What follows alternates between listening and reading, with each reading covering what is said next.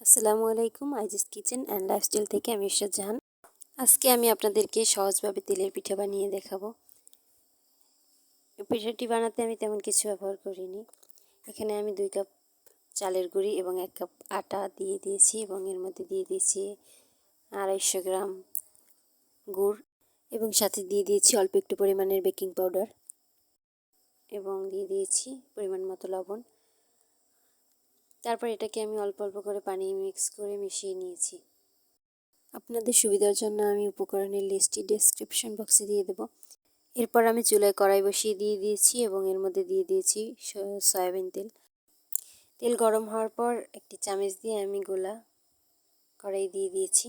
প্রথমটা আমি যখন দিয়েছি তখন এর সাথে কিছু ছোট ছোট গোলাও চলে এসেছিলো, এর জন্য চামচ দিয়ে আমি এগুলোকে তারপর উঠিয়ে নিয়েছি।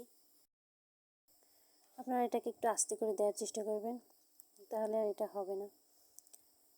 এরপর একটা একটা করে আমি ভালোভাবে এগুলোকে ভেজে নিয়েছি।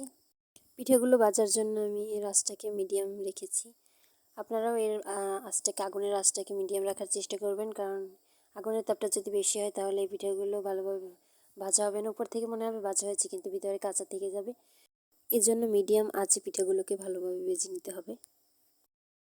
শীতের দিনে সন্ধ্যেবেলা চুলার পাশে বসে গরম গরম তেলের পিঠা খাওয়ার মজাই অন্যরকম।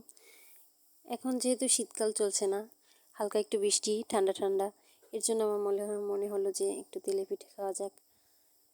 আর সেটাই হলো যে তেলে পিঠে খেতে গিয়ে মনে পড়লো যে চলেন একটা ভিডিও বানিয়ে আপনাদেরকে রেসিপিটা শেয়ার করে নিই। এরপর আমি একে একে সব পিঠাগুলোকে ভালোভাবে ভেজে নিয়েছি।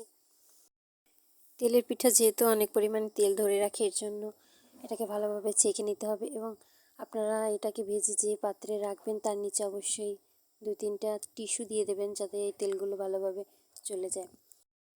এরপর আমি পিঠাগুলো একটি প্লেটে সাজিয়ে নিয়েছি। আমার ভিডিওটি ভালো লাগলে অবশ্যই আমার চ্যানেলে লাইক, কমেন্ট এবং সাবস্ক্রাইব করতে ভুলবেন না।